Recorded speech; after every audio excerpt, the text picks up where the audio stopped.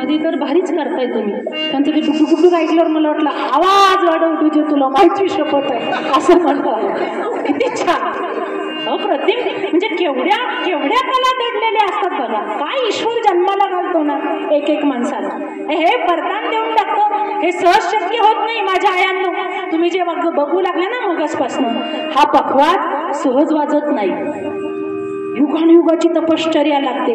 देवाचे विषयी बोलणं सहज शक्य होत नाही, देवाचं गाणं सहज शक्य होत नाही. जन्मोनजन्माची तपश्चर्या. एका बाईनी प्रश्न विचारला, कुठं शिकल्या हो तुम्ही एवढं? एवढं गोड बोलत होत्या, माझ्या मनाला वाटत होतं की ऐकून सोडू नये, रात्रभर कीर्तन चालावं. म्हटलं पिंपळ गावात येऊन बघ कसे चेहरे झाले, काय रात्रभर कीर्तन करीत. पण बायका काय काय, एक बाई म्हणाली रोज झोपेची गोळी घेते ताई, झोप लागत नाही, पण तुझ्या कीर्तनात काय सांगू बाळा, तो गोड सूर कानावर पडला आणि पटकन डोळे लागले बघ. म्हटलं अशी रोज कीर्तनात येऊन बसत जा. जन्मच्या जन्म समर्पित करावे लागतात, तेव्हा वारकरी संप्रदायाचा पाईक म्हणून आम्ही जन्माला येत असतो. नाहीतर एकाच आईच्या पोटी दोन पोरं जन्माला आली. एक पोरग बाळ श्रावणाची कविता म्हणतात, एक काय म्हणतात, वाटाणा फुटाणा शेंगा पुढे तर चालले, कुठं भवनलाच राहिले का पिंपळ गावात. काय शिकेल त्या कवितेतनं पोरग? त्याच्या पुढे दुसऱ्या वर्गात गेलं पोरग, दुसरी कविता असते, गोरी गोरी पाट फुलासारखी छान दादा मला एक वहिनी या. बिचाऱ्या दादानी लहानपणापासून ही कविता ऐकली. कोवळ्या मनावर दादाच्या कवितेचा परिणाम झाला. दादा कॉलेजात गेला आणि गोऱ्या पोरींच्या माग प्रपोज मारू मारू बेजार. पोरगी गोरी दिसली की दादा मागून गुलाबाचं फुल घेऊन फिरतो. एकाला तर गुलाब भेटला नाही म्हणून त्यांनी कमळाचं घेतलं, गेला तिच्या माग घेऊन. म्हणतो प्रिये जरा नजरों से नजरे तो मिला. पोरगी माली पहले तू पिझ्झा खिला. हा म्हणतो कैसे खिलाऊ बहुत महंगाई है. पोरगी म्हणाली तो फिर तू मेरा भाई है. हा म्हणतो तुझ्यासाठी शोधून कमळ आणलं ग, बहिणीच्या दृष्टीने मी तुला कधीच बघितलं नाही, घे हे कमळ आणि कबूल कर माझं प्रेम. पोरीला राग आला, तिला वाटलं बहिणीची भाषा कळत नाही का, खान कानाखाली ओढून दिली. पोरग हुशार होतं, ते म्हणतं कशाला मारली. ती म्हणाली तू चूक केली म्हणून. यांनी विषय वळता घेतला. याला वाटलं मित्रांमध्ये अपमान होईल. तो म्हणाला अगं मी बीजेपीचा कार्यकर्ता आहे, कमळाचा प्रचार करत आहे, म्हणून मी तुला कमळाचं फुल हातात दिलं. पोरगी म्हणाली राजा मी पंजाची कार्यकर्ता आहे, तू मला कमळ द्यायला लागला म्हणून तुझ्या कालात पंजा बसवला.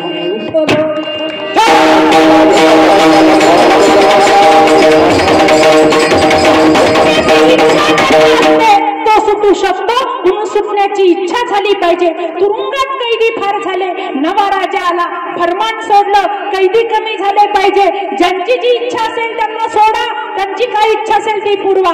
सभा भरवली, सेनापती आला, सगळ्या कैद्यांना लाईन मध्ये उभं केलं. राजाच्या मनातला हेतू होता इथून ज्यांना सुटायचं आहे त्यांना सोडू, काही वायद्यावर, म्हणजे या तुरुंगात गर्दी कमी होईल म्हणून राजाने सभा भरवली. कैदी समोर आले, विचारलं तुमची काय इच्छा आहे सांगा. एक कैदी पुढाला, तो म्हणाला तुरुंगाच्या खोलीत मच्छर खूप आहे, गुड नाईट लावा. बघा ती मागणी. आपलंही तसंच होतं. देव म्हणतो काय देऊ, ब्रह्मपद देऊ का, इंद्रपद देऊ का, स्वतःच विलीन करून घेऊ का. हे म्हणतो नाही नाही बंटेची लय हाल होतात, त्याला एक ट्रॅक्टर दे देवा. ट्रॅक्टर काय संकुचित प्रवृत्ती, दळभद्री आम्ही. एक बाई तुमची मकर संक्रांतीला 1200 चिक होईना साडी मिळू दे बाबा, नाही तर ते बिदाड सगळं दारूत खाली. ही मागणी तुमची खडकलाच. देवाला मागायचं असेल तर असं मागा, बस आमच्या जीवाचा उद्धार झाला पाहिजे. संसाराच्या गोष्टींची अभिलाषा पुरवून काय मला नकोच्या छंदाला लावतोस काय. तुझ्यात विलीन करून घेण्याचं सामर्थ्य दे रे पांडुरंगा, पण मागता आला पाहिजे. ज्यांना हे जमलं त्यांची सरली हे झाला सफळ व्यापार.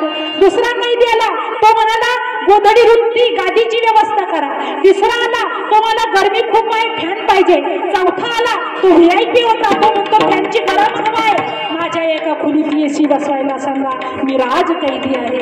पण एक कैदी असा होता काहीही गुन्हा नसताना त्याच्यावर आरोप रचले गेले आणि त्याला तुरुंगात तुरुंगात डांबलं होतं, जन्मठेपेची शिक्षा होती, त्याचा गुन्हा नव्हता हे त्याला माहिती होतं. पश्चातापाने रडत पुढे आला, राजाच्या समोर हात जोडले, राजे साहेब यातलं मला काहीही नको, फारच माझा गुन्हेगार मी तुम्हाला वाटत असेल, तुमच्या पायातली काढा, माझ्या थोबाडावर मारा, पण इथून मला सोडवा, माझी राहण्याची इच्छा नाही. सुटका त्याचीच झाली ज्याला सुटण्याची अभिलाषा होती, त्यांची सरली फेरफार, झाला सफल व्यापार. जन्ममरणाचा व्यापार सफल करायचा असेल तर हाता आला पाहिजे. हाता येणं म्हणजे काय? ताब्यात येणं. आणि ज्यांच्या ताब्यात देव आला त्यांना काळाला घाबरायची गरज नाही. जगा काळ खाये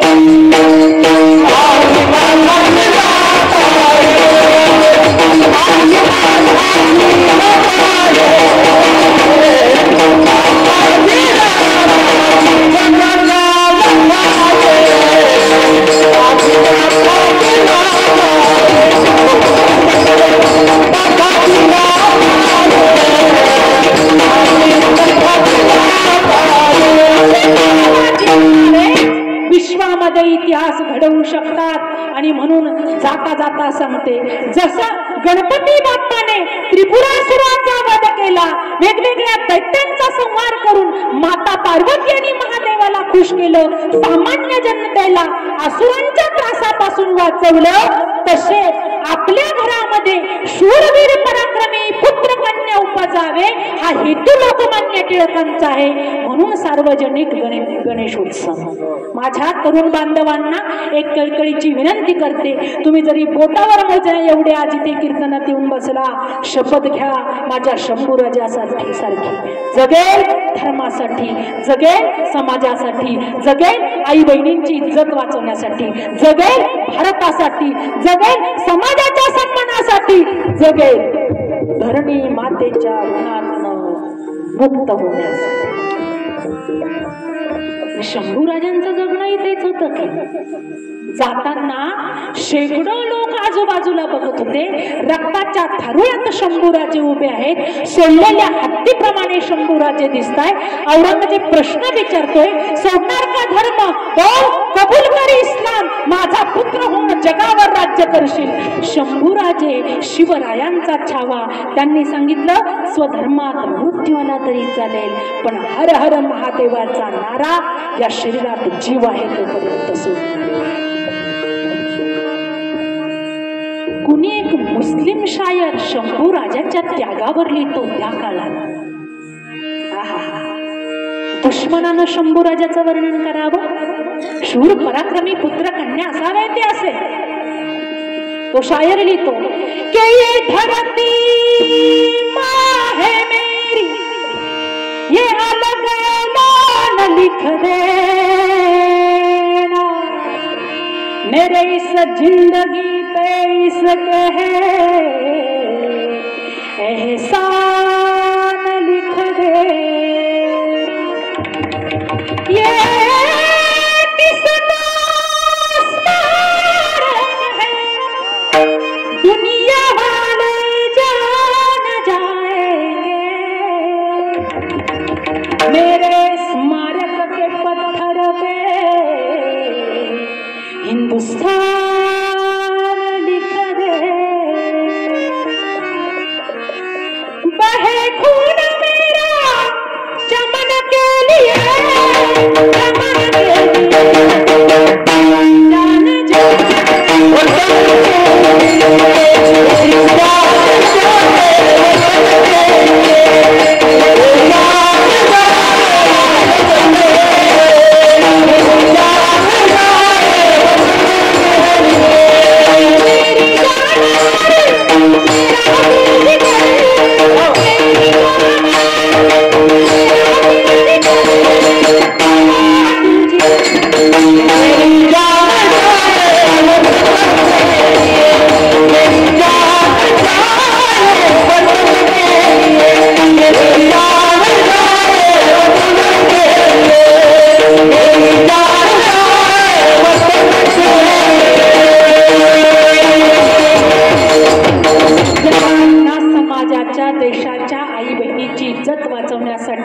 काया झिजली पाहिजे, तर माणूस म्हणून जन्माला आल्याचं आमच्या जीवनाचं सार्थक आहे. आणि मग देवाला म्हणावं, धन्य आम्ही जन्मालो, दास विठोबाचे झालो.